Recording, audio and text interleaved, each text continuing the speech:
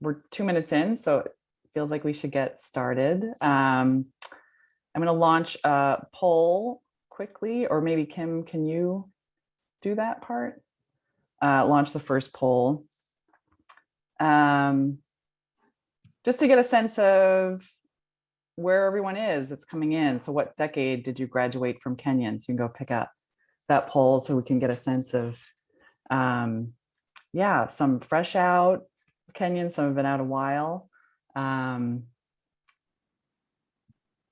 go ahead, and when we get a consensus, I'll share those results with everyone. So I'll introduce myself. My name is Christine O'Neill.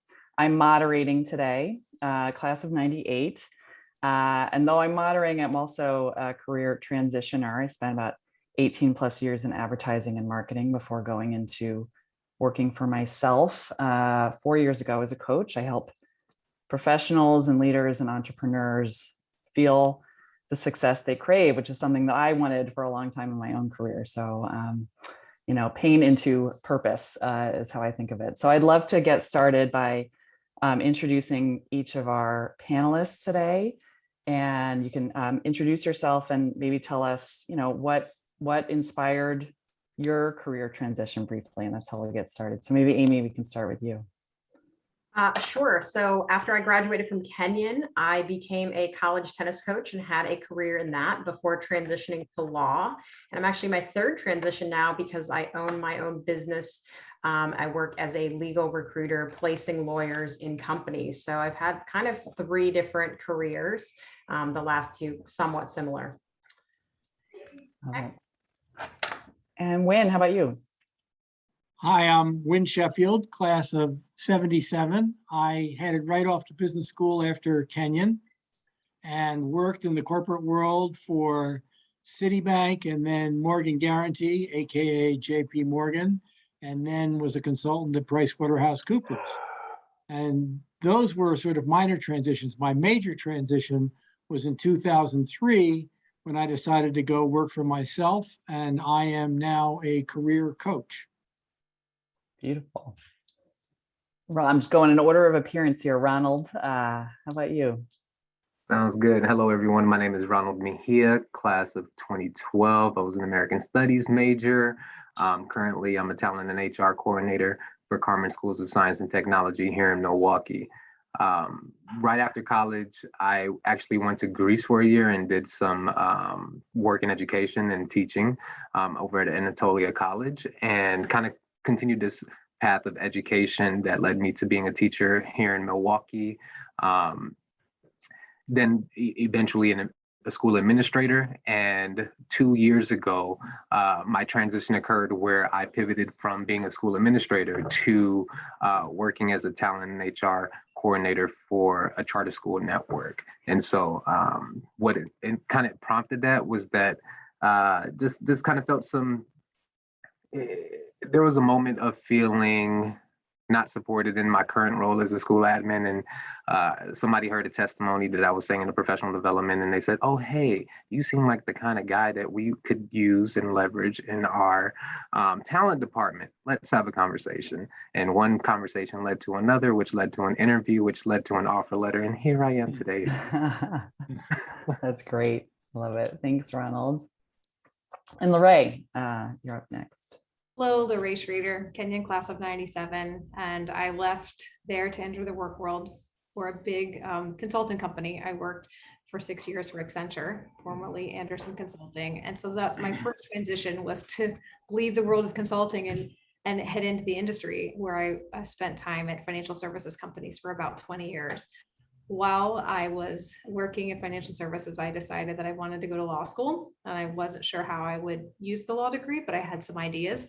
So I started there with some ideas, but open to inspiration too for what I didn't know. And during my studies while working full time, decided that I would open my own estate planning and elder law practice, which I have done while working full time still during my day job at Nationwide. And I'm looking to make a transition to be a full-time attorney in the coming months. So for 3 years, I have seen families nights and weekends while trying to keep my day job and trying to creatively use my vacation time and holidays to help meet others' needs. So I am truly in the midst of a transition. and have enjoyed it, but I'm looking forward to learning and to sharing. Love it.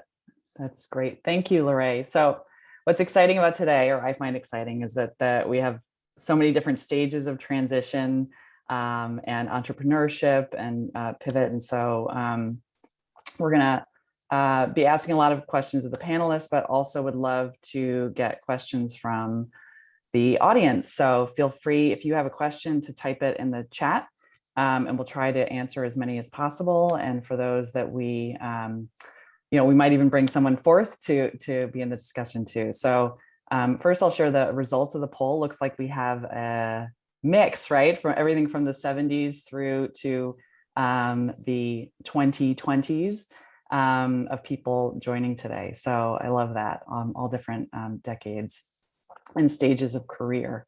So Kim, could you launch the next poll? We'd love to just get a gauge of which phase of transition you're in. Thinking about it, have you been through transition? Are you going through it right now? Love to just get a sense of where you are.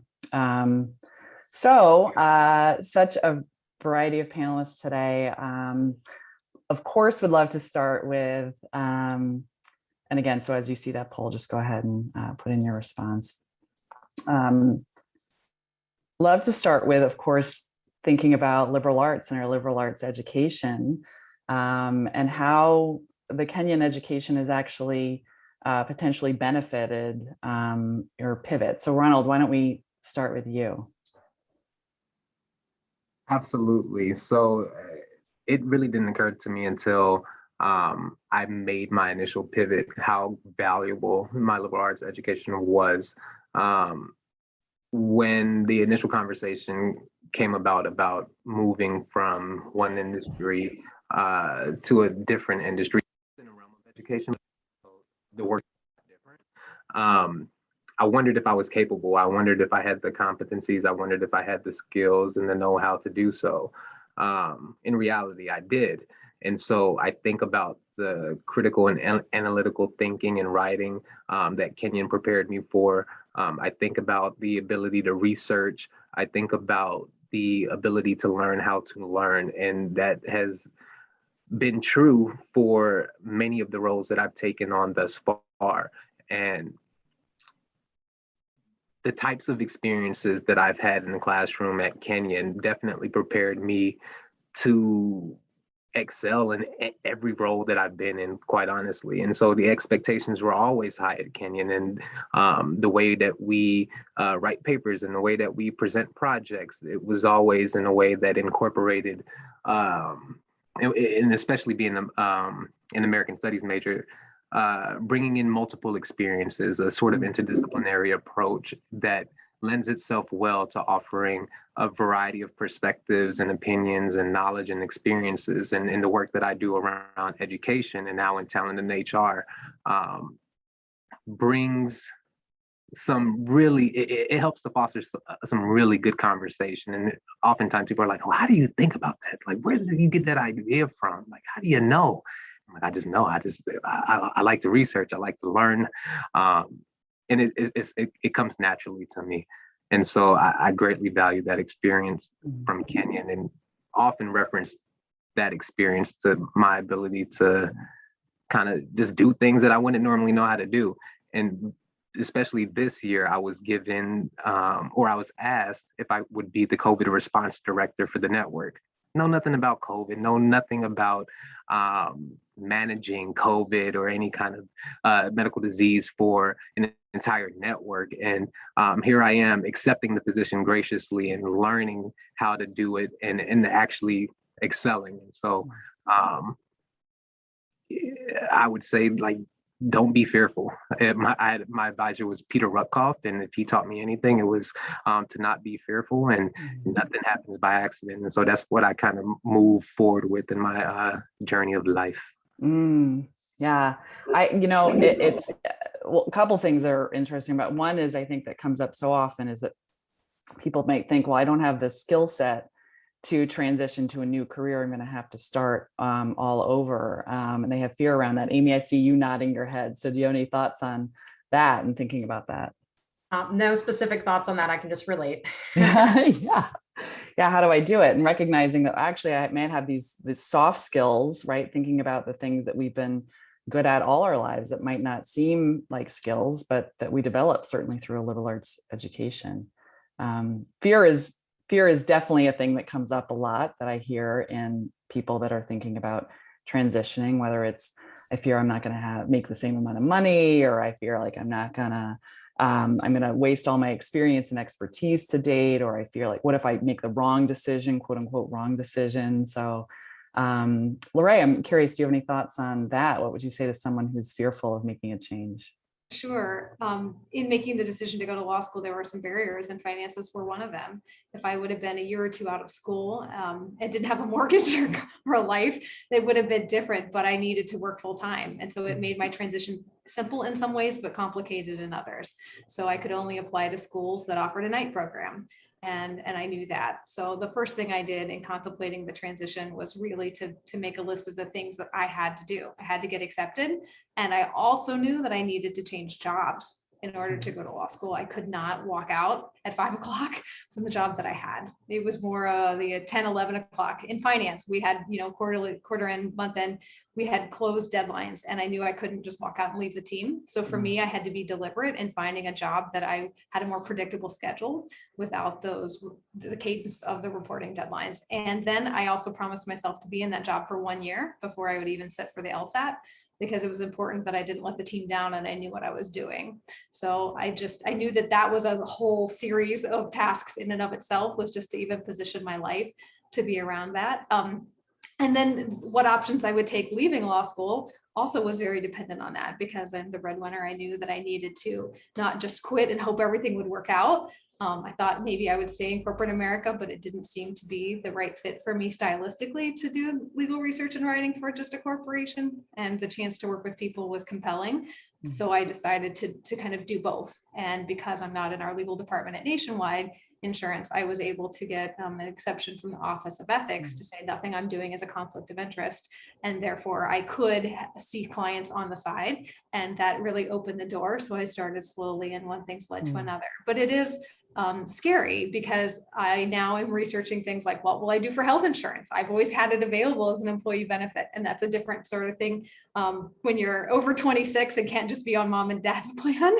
And when you don't just sign up for it during annual enrollment, right? To be an entrepreneur means a different set of challenges, but they're all doable. It just took a little more research and a little more patience. Yeah. So it sounds like, instead of saying like it can get very overwhelming, like, oh my God, I have to figure out all of these things, taking one at a time instead of seeing it as just a roadblock. Okay, well, how do I figure out a solution to that, and being creative about it? When I'm sure that you work with a lot of people who are challenged with fears around a transition. What would you say to them? So I think it tends to be individual, very individual. So I would encourage people on the call who are facing roadblocks or fears or things that they don't know how to address, or they have a rough idea but don't know where to begin to think about those and begin to put those, raise your hand or put your questions in the chat, because I think whatever you come up with will be helpful for other people. And having said that, as I indicated earlier, my transitions from, well, I have great faith and had great faith. I've always had great faith in liberal arts. At the same time, I did go off and get a business degree right after Kenyan, because it was the easiest way to get a job, frankly. I didn't have to do anything except for wait for all the recruiters to come in and interview us 2 years after I left Kenyan, because I'd gotten an MBA. I don't think I learned that much as an MBA. And if you're thinking about getting an MBA, I noticed most of the people on this call have had more than a couple of years experience already, but you would really need to have more than a couple of years experience to have the MBA provide anything more than a liberal arts a degree has already provided you with. So my greatest fear came up when I was making the transition from the corporate world where, as has been indicated by all my fellow panelists, everything is thought of and taken care of for us, our healthcare, our benefits, our responsibilities, and everything else. I had this crazy idea of going from a consultant, management type consultant, strategic planning, that kind of thing, into a completely new world, which was career coaching, where I didn't know how I was going to earn money, where my clients were going to come from, let alone any of the particulars about how I was going to take care of my health or anything else. So in the end, I did some research and found out if I got certified from a certain group, then they would, if I went out and gave talks and mentioned them, they would refer clients to me. And I learned some things about being parts of organizations who would refer people in to me and how to join up with fellow coaches so I could learn from them about how to do it. So I learned a few things before I put out my shingle, but I also learned that when you're going out on your own, like Larae said, you need to have a plan of a couple of years where you're not going to count on the full amount of income that you'd hope for coming in the door. So that's there's my yeah.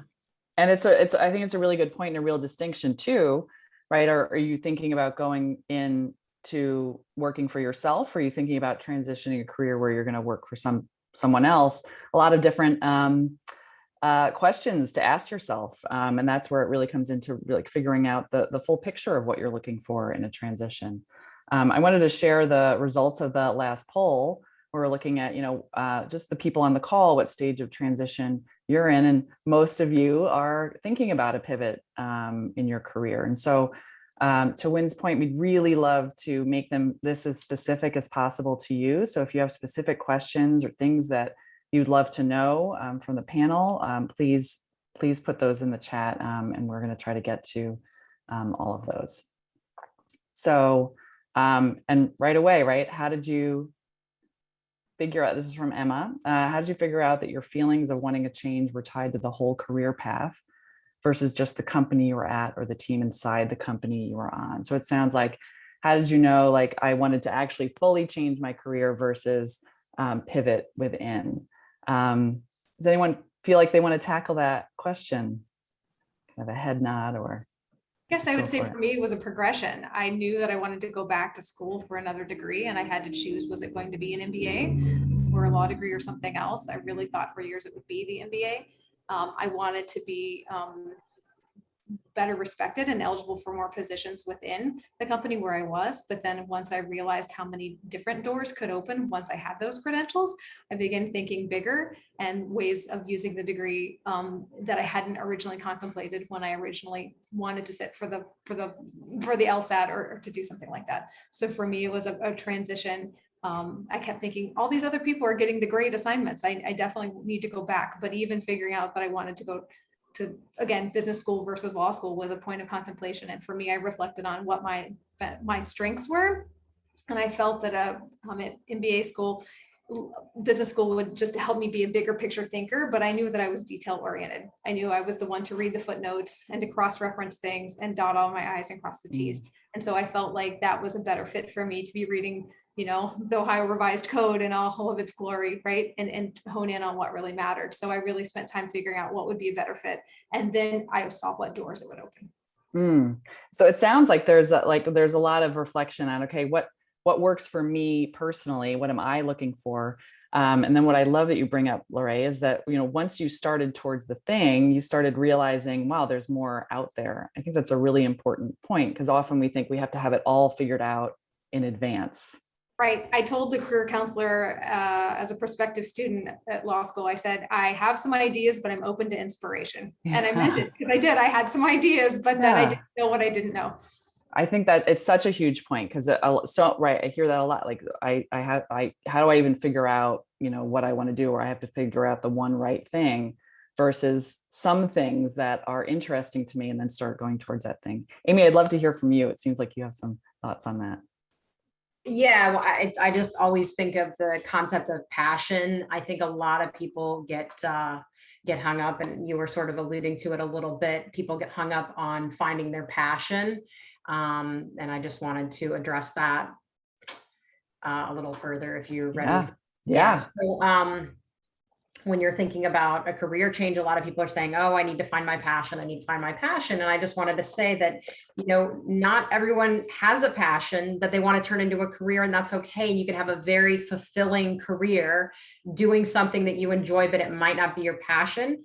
And the second thing I would add is that some passions do not translate well to careers. I mean, my passion at Kenyan was tennis, and we were the national champions. And I thought, great, well, I can't be a pro, so I'll be a college tennis coach. And coaching tennis is nothing like playing tennis. So I thought I had done everything right by following my passion.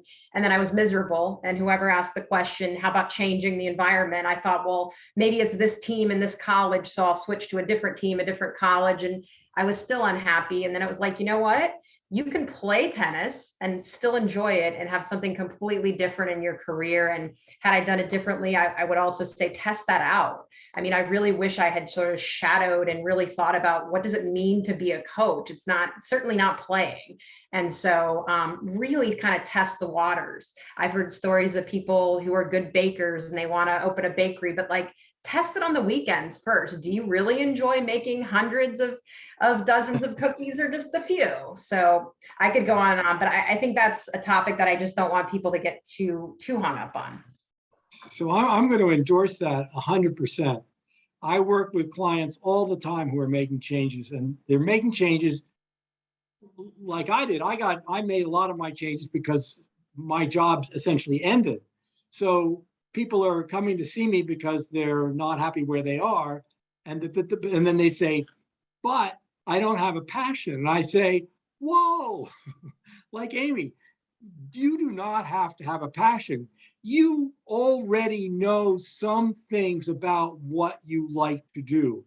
I love Larae's example of knowing that she was the person to look at the footnotes. I'm hiring you, Larae. That is what I need in my lawyer. But figuring out that that's one of the things that's important for a lawyer is what you've got to do when you're beginning this process. If you have some things that you like, you're probably not going to know everywhere where those characteristics, those skills and abilities are applicable until you speak to people. So when I went out, I ended up taking not professionally, a counseling course through church. And a lot of the people in the course were all wearing collars and stuff. And I'm thinking like, not for me.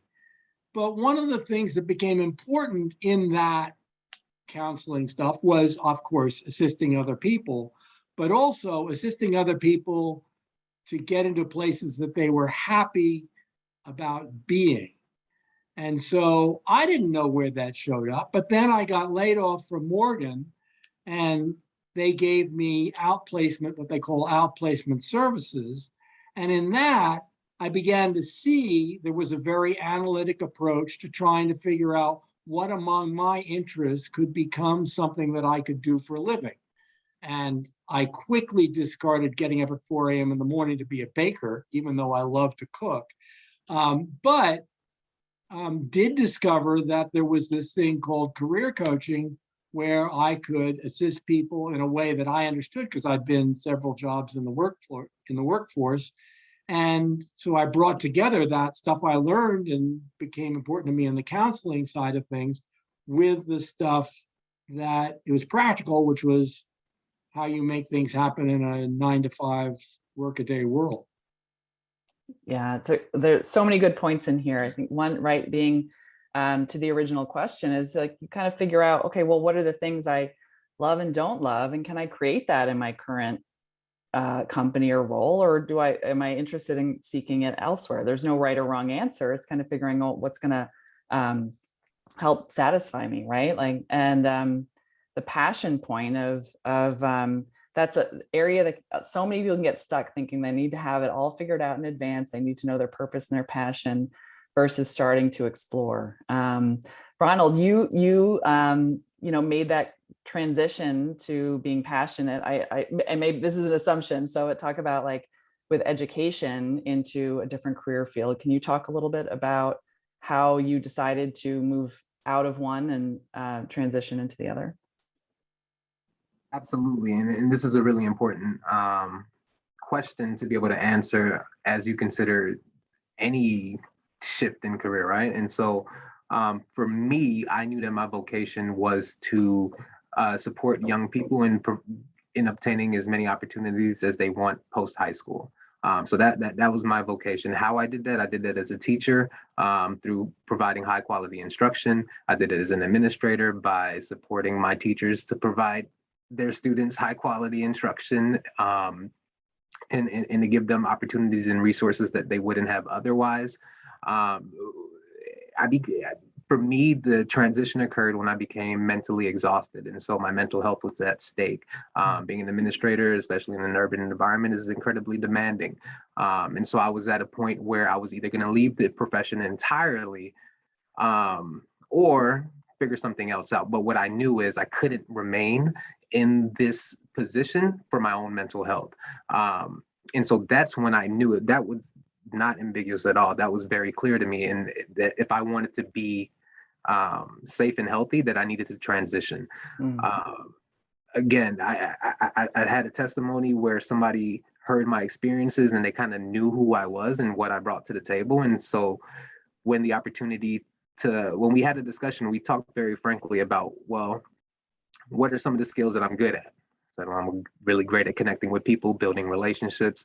I'm really great at being a systems thinker, developing strategic plans. I'm really great at researching and community outreach. And she told me, well, those are all things that great talent and HR people are. And I was like, well, okay.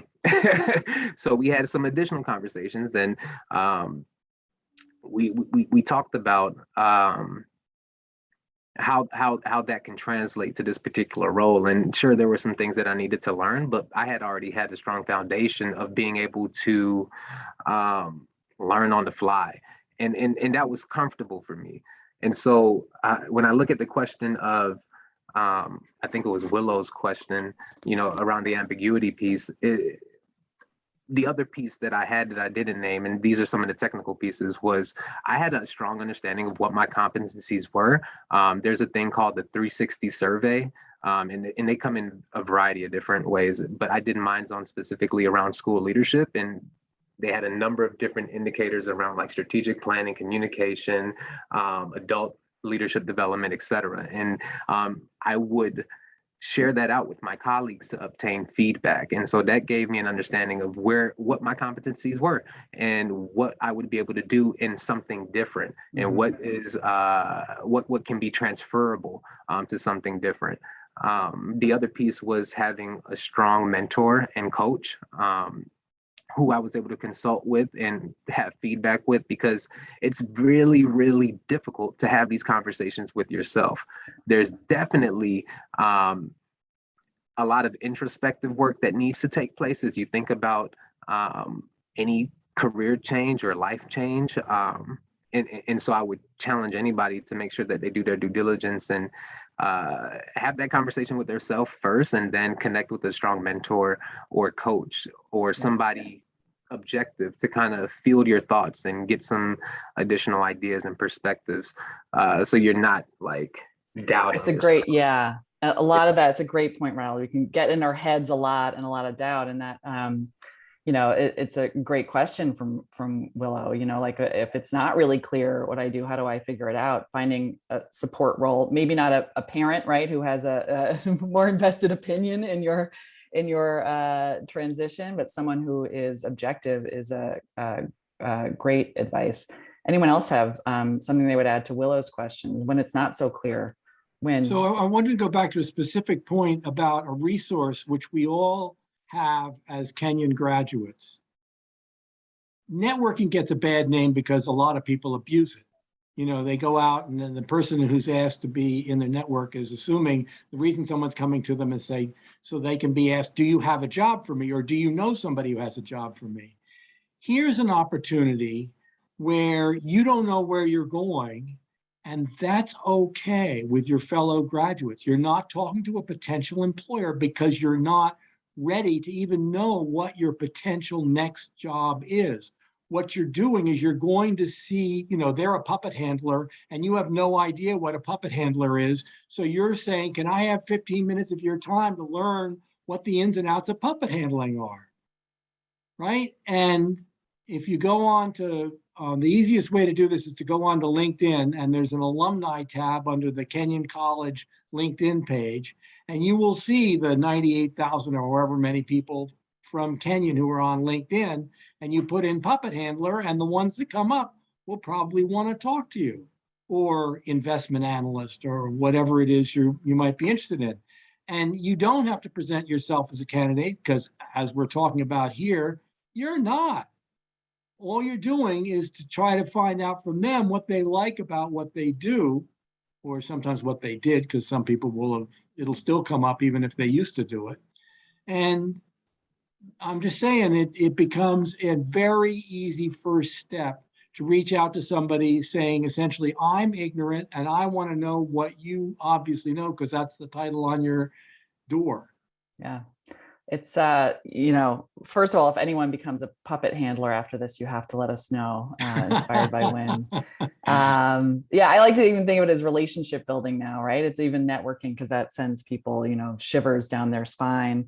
You're getting to know someone, and people love talking about themselves, right? It's a great way to learn about, like, well, what is it really like, to Amy's earlier point, like if I want to be a baker, this feeds right into Emma's question next, which is really around, well, if I don't have the opportunity to test the waters, is there another way for me to learn? Well, it's figuring out, people who are in a related industry, and just to Win's point, asking questions, tell me what it's like on a day-to-day basis. And then you can start to gauge, like, does that sound like something I really love, or, or is it just idealized in my head? Yeah, thanks for that. Anyone else have anything to add on? I would add that yeah. I knew I needed to dabble and explore about where I would really land after law school. And I approached my current employer to say, would you be willing to let me work part-time for the summer so I could keep my health insurance, and do an internship, because it wasn't a direct conflict of interest. And my leader was willing to do it. They knew that there was a risk I wouldn't come back at the end, after graduating, but that I would stay in my job. And that's in fact what I did for a few years. And so I would say we took that advice as students, right, to consider even week-long externships or summer-long internships, but find a way to get creative and see if you can do that. Especially, I'm thinking about a colleague of mine who went and got her PhD in counseling, and she was able to do that simultaneously, and she was able to spend a day a week to do her practicum, and in order to understand if this is really going to be something that she wanted. So I would recommend that. The other thing I would say when you're trying to figure out if a transition is warranted or what it should look like, I had an HR person say to me, I understand you don't professionally or personally respect your leader right now. If you had a different leader, would you still want to do what you're doing? And I thought about it and I said, no, right? I didn't love the work. My business partners were in flux and constant turnover. And it really helped me know it wasn't just about my leader, right? That I needed a different role altogether. And that was earlier in my career. And I was glad for that. Some of the other things I would say about trying to tease out what it is you like. I've talked to students who will say, well, I'd like to work for a nonprofit, but I would say dig deeper. Do you like to do event planning? Do you want to schedule and have everything to do with the big annual golf outing or the gala once a year? Or do you like doing the research to find possible donors and learning everything you can about them through the information publicly available? Or would you be comfortable going and doing the pitch to ask for money? Like, there's so many different hats that you could wear that, again, might fit your style or might be a terrible fit for you. So I would say just start to ask yourself what sounds attractive and what sounds like something you would never see yourself doing, because even within an umbrella that big, there's so many variations. Some might feel right and some might not. Yeah. So it's not assuming, it's gathering all that information. And I think it brings back to Emma's original question, is to figure out, do I really want a huge change or a smaller change? Well, is it one or two things that are really bothering you? If you can switch those things, whether it be a boss or an environment, or, would that really shift everything for you? And if so, a lot of people find, I don't need to actually make this so drastic. I can actually find a lot more fulfillment and feeling of success in my current industry. I feel like we've tackled Callan's question too with some of this, with really talking about researching. But Callan, if you feel like you want more insight into that, we'll come back to it. But Amy has something to say, so she wants to add to that question. So in addition to being a legal recruiter, I take on some talent acquisition, freelance work, and I just wanted to speak to Callan's question. Right now, it's an incredibly hot job market, meaning companies are having a hard time finding people. And so I just had a story to share. I was working for a company this summer, and we were hiring for a specific role, and we could not find somebody for that role. And so we took someone who had literally never done that before, even though we wanted 5 years of experience. And the person we hired had excellent interpersonal skills, a great, liberal arts education, like we talk about, and transferable skills. And so although he had never done the actual job, the way he presented himself is, I've done this, this, and this. It can transfer very well to what you're looking for. The companies I've worked for are very similar to your company. And he got the job. And so it's really about all those things coming together and showing the company that you're applying for that you can do this job. And it's never been a market like this that I've seen where, this is happening all the time. So it's a great opportunity, although it doesn't give you the chance to test the waters, as I just advised, but it also doesn't mean, it means that you don't have to get the job first. You can totally transfer your skills. That's great. So I feel like we've been talking a lot about people kind of have an idea of what they want to do next and how do they figure out if that's the right fit. What advice would you give to someone who feels like they want to make a change, but they don't even know where to start and they're totally overwhelmed? Maybe when we could start with you on that one. So when I think about making a change, there are two aspects, basically. One is what you do, and the other is where you do it. So people are attracted to not-for-profit areas. And as Larae properly points out, there are a lot of different things you can end up doing in a not-for-profit world. So if you begin to think about what you like to do on a pretty granular level, it's not like I'm in marketing, but what do you like about marketing? Do you like the research? Do you like the coming up with a new plan? Do you like doing events? I once worked with a client who had the job that everybody coming out of marketing as an MBA wants. She was a program manager, which is to say she had several products reporting into her at a major consumer goods firm. So why should somebody like that be unhappy? Because she has the job that everybody wants. Well, she wasn't sure why she was unhappy, but she sure was unhappy. So we began to break down the parts of her job that were involved. And she then started to talk about product launches. And I'm thinking, you're a program manager and you're thinking about product launches? Like something's out of kilter there. So, well, long story short, it turns out that that's the part of the work that she really liked, that event planning. And so what she did was she took her great credentials and put herself out there to people managing conventions and events and became somebody who worked for them and provided that service to all the people in her old job and all the companies that needed launches for whatever products they had. So she became essentially one of her suppliers. So you never know how it's going to go, because if you knew how it was going to go, you'd just go do it. And obviously that's not so. But in discussing this with people, as I say, fellow Kenyan grads or with a coach like me or whatever, you'll begin to discover things that you didn't know. We assume that the world that's available to us is the world that we know. And all we have to do is expand that world of what we know to be able to create opportunities for ourselves. Beautiful. on that point, I think it's figuring out kind of the things that you love about what you do. I remember thinking, oh, I don't love anything about what I do, right? Like, just forget it, like the whole, right? Like I'm ready to throw in the whole.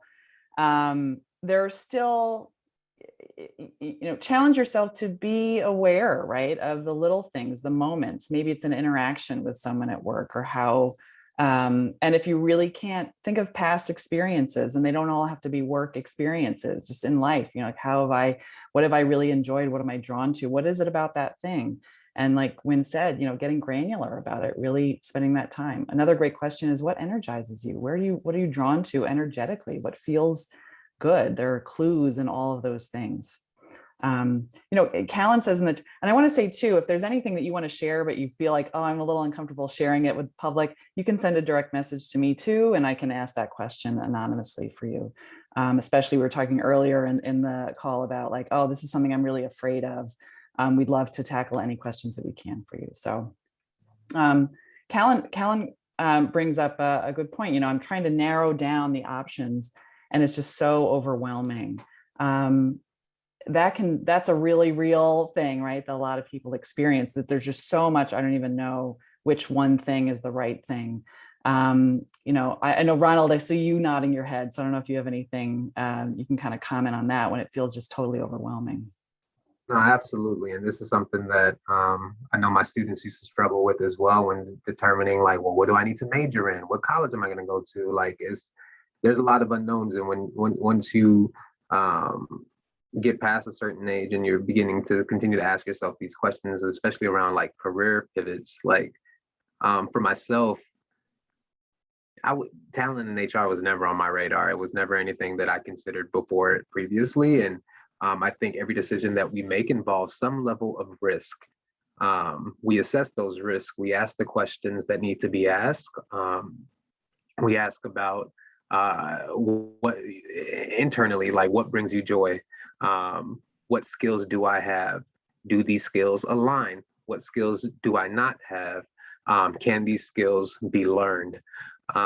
What is the company's culture? Because for me, that was incredibly important, because again, previously I said my mental health was important. And so I wanted to make sure that the pieces that were missing from my previous experience, I would be able to attain in the new experience.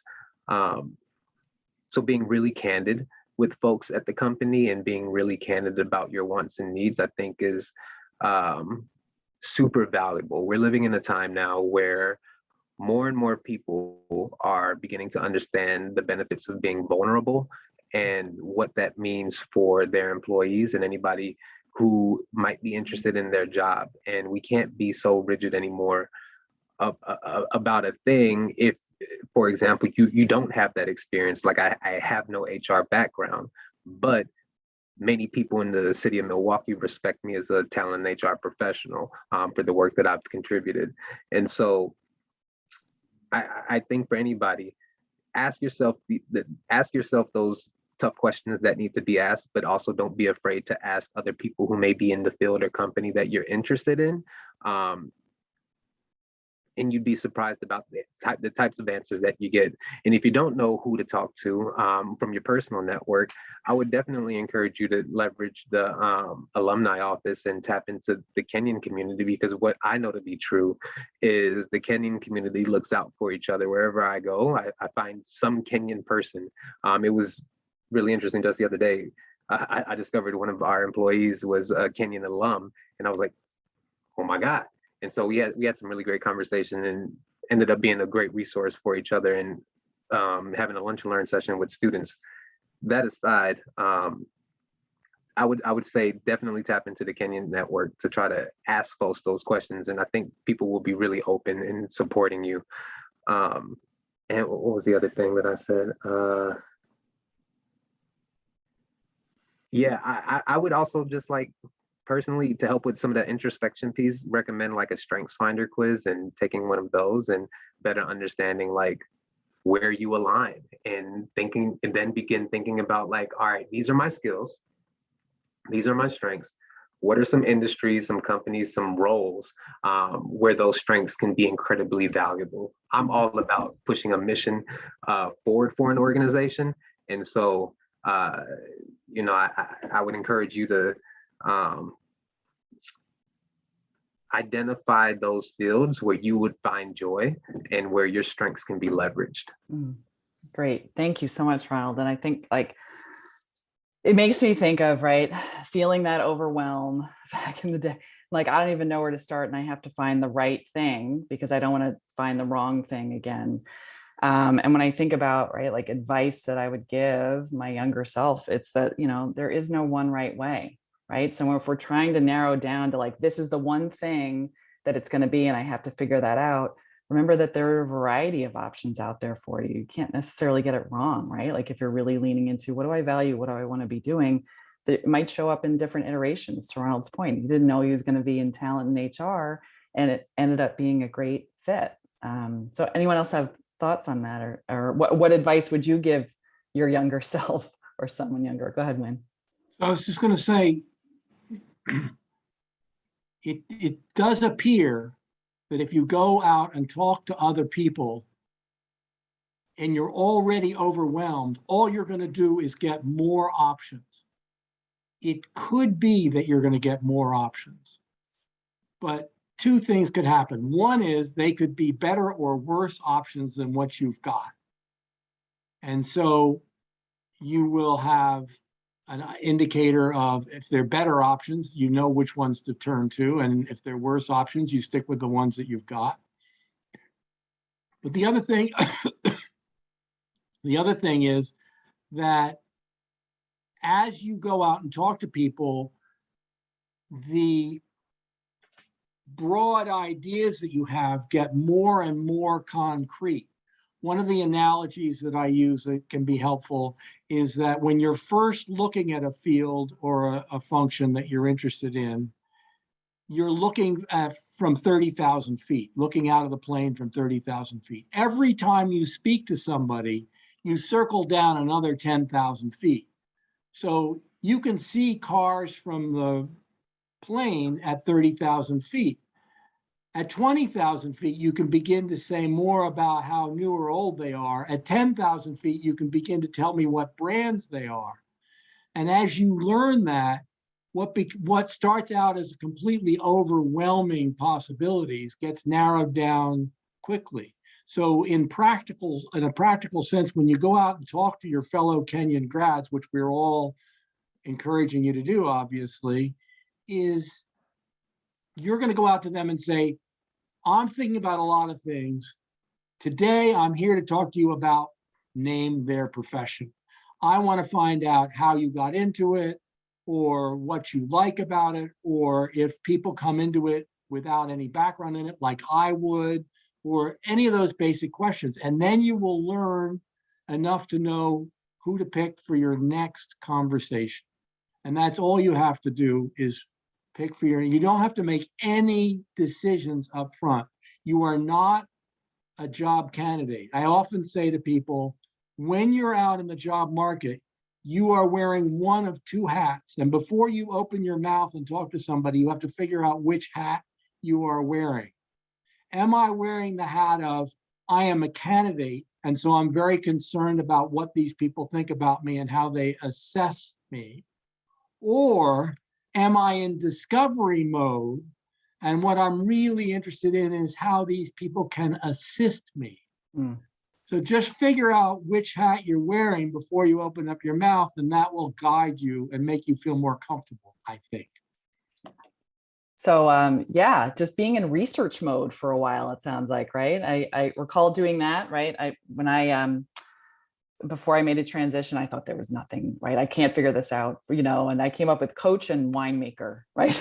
That sounds cool and different, right? And then I realized, I don't know that I want to make $20,000 a year and be like, working in the dirt for, although actually that sounds pretty good sometimes, but, and so I came to coach, but I asked a lot of people. I asked the Kenyan network.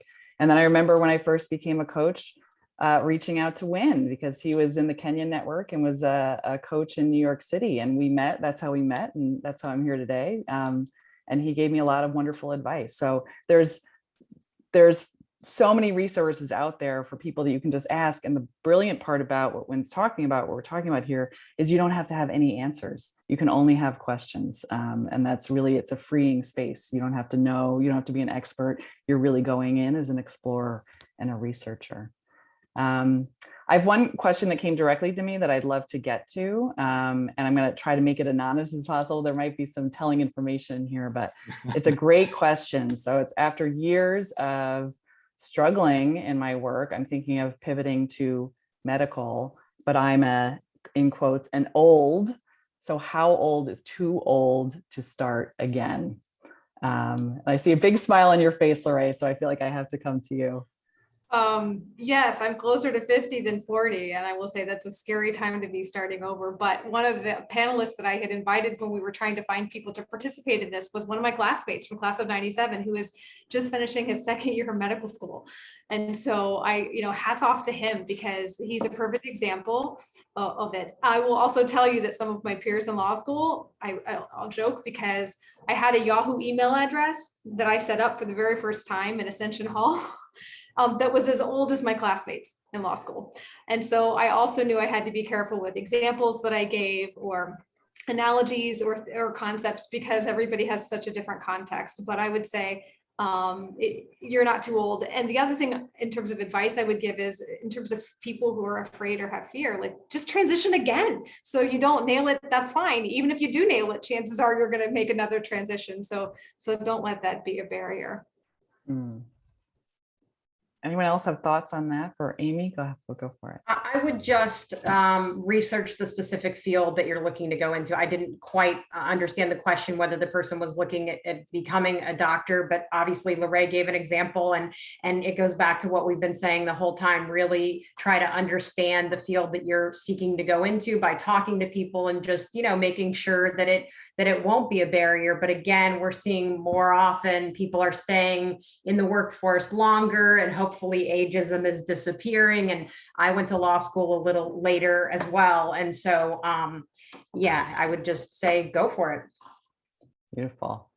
Well, I would love to get back to other advice, and there's some other questions here we're going to try to So some questions came up in the chat, and I wanted to show people the page I was referring to on LinkedIn. So I'm going to share that screen. I'm not minimizing that other thing. Hold on. Is it something you can share in the chat that people can? No, I want to show you on the screen here. There we go. You should be able to see that, right? Yes. All right. So if you put in Kenyan College, you'll get to this page. And if you then click on Alumni, this link here, you'll see that there's 16,000 Kenyan alumni on. And if you put in your profession, pick a profession, Christine. Oh, career coach.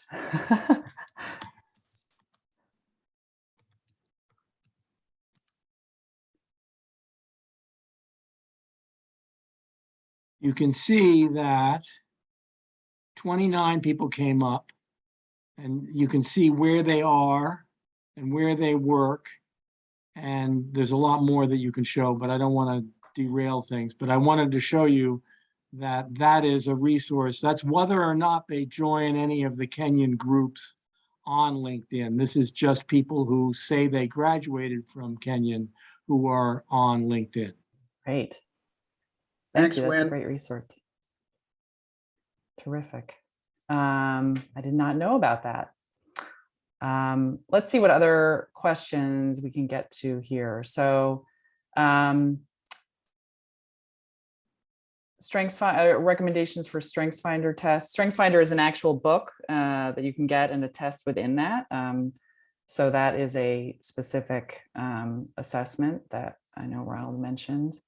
Myers-Briggs. I don't personally use assessments. I don't know, Wynn, if you have assessments that you recommend as well. So, or Amy. If you've been in the workforce for 20 years, the assessments are satisfying to see, because what they will do is verify what you already know. Short of that, I mean, I took them first when I was 17. They were extremely valuable to me then because I didn't have that much experience with myself, so I didn't know how to do it. And I did take them again when I was 40, and it was satisfying and gratifying, but wasn't very useful. So that Strengthsfinder is a particularly good one if you want to just do an easy one on the side. Yeah. Yeah, what I love about that book, actually, what I take away was focusing on your strengths and not your weaknesses. We spend so much time trying to get better at the things we feel like we're not good at versus really understanding what am I great at? And if I put that same amount of energy there, wow, like how amazing would that be? So that's what I love about that book. And now there are great comments coming in. I should have said puppet handler when instead of career coach. Next time. Darn, next time, I know, we'll have to see that. So, and a lot of great comments coming in too. So we have a few minutes left. You know what, looking back now, right? Hindsight is 2020, right? And you've all made that transition. And so I'd love to know from each of you, what is some advice maybe you would have given your younger self? Say you could go back and tell yourself anything. What would you love to tell yourself? And maybe we'll start with Ronald. Okay. Put you on the spot. Let's see. Looking back at my younger self, I think I used to stress a lot when I was in college about not being in a major that was like obvious where you were going to end up in a career.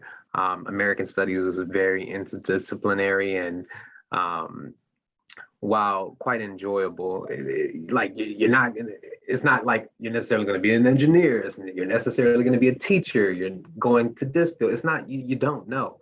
And so you have to really ask yourself those questions at the time. And I used to ask myself those questions a lot to the point where it was just, oh, I don't know what I'm going to do in life after college. Didn't know I was going to be in the field of education. Didn't know I was going to end up being in the field of talent and HR. I just allowed life to flow. And so I would tell my younger self to not stress, continue to do your best, pay attention to those very specific skills that Kenyan is really trying to teach you. The skills to be able to communicate, to think critically and analytically, the ability to do strong research, an ability to connect and interact with people who aren't like you and who come from different backgrounds than you, and identify those connections. Because what I know to be true today is those skills have lent itself very well in allowing me to be successful in many different roles. And quite honestly, I would have probably eventually learned those things, but it would have taken me a lot longer to do so. And I think Kenyan primed me from a very early stage to do those things and do those things effectively. That's brilliant. And it's like, right, like everyone on this call, right, you might have a lot more skills than you actually even know that you have. And so remembering those things and coming back to those and not stressing, you're gonna figure it out, right? Like that's great advice for pivoters as well. Larae, how about you next? What advice would you give your younger self? Tactical advice, I would say, make sure what you're tackling is bite-sized, right? So boil it down.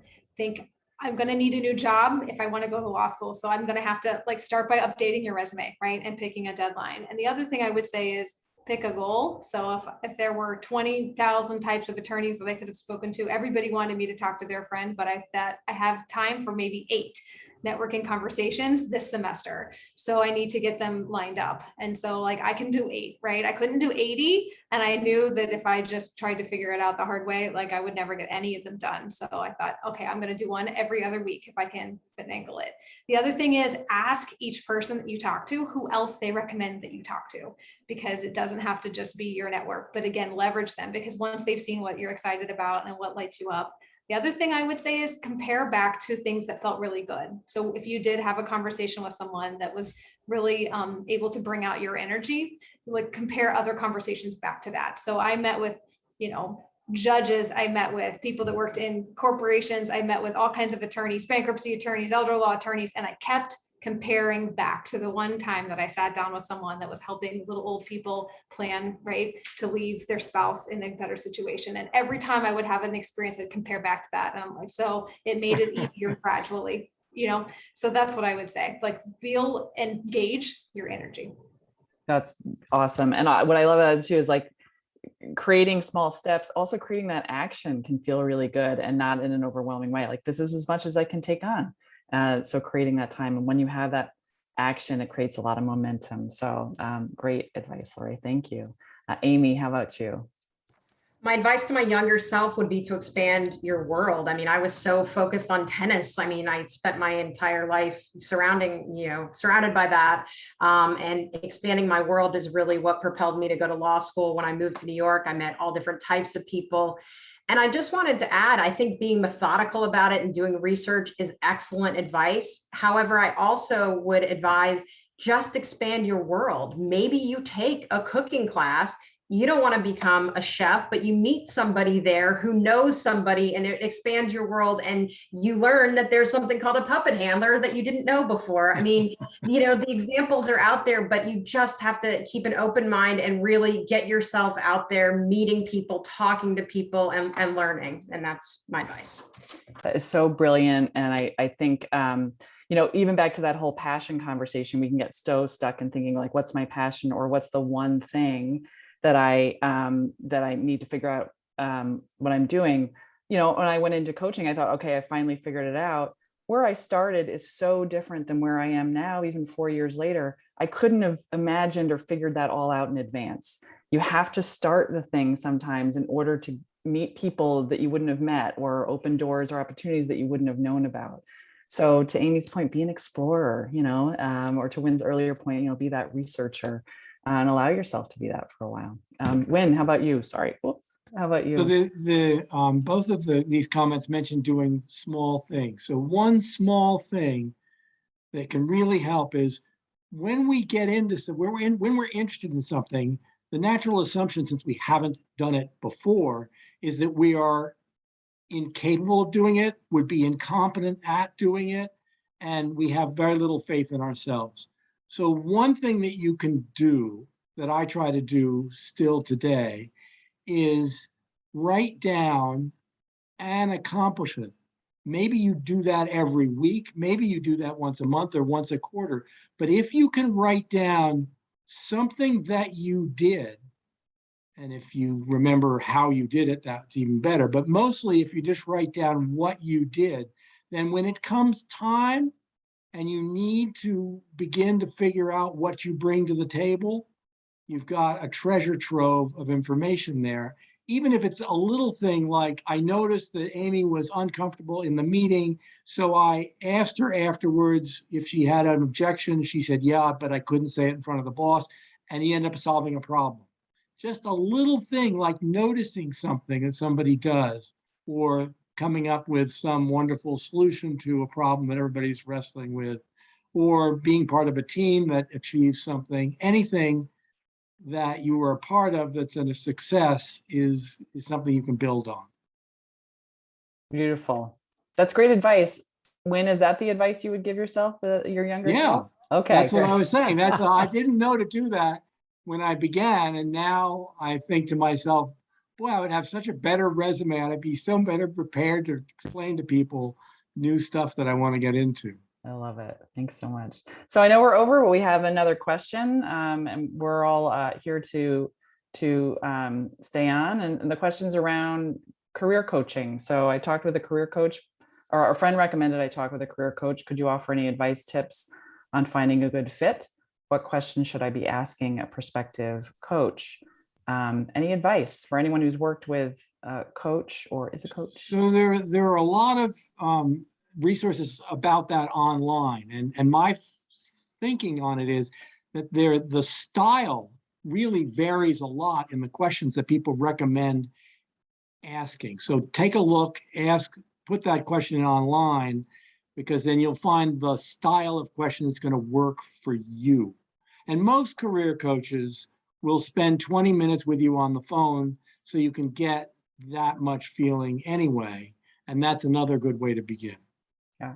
I mean, I do that, and I'm sure others do too. Yeah, Win is here, right? And we just saw there are 29 in the Kenyan alumni. So those are people to reach out to. I always recommend referrals if your friends know of people. It always, it's a big commitment oftentimes of time and investment and emotional investment. And so finding someone that they recommend is always a great place to start too. And really making sure that you connect to the person along with what they do. And does it match what you're looking for? So. Kim, unless I missed anything, I think we covered all the questions today. Thank you everyone for being here. This is a great conversation, and everyone who attended and offered all your questions, it made for a really rich conversation. I know myself, I'm open to answering any further, so I'm sure Kim can connect us. If you have any questions, you can reach out to her. But that's it. Thanks so much for being here today. Everyone.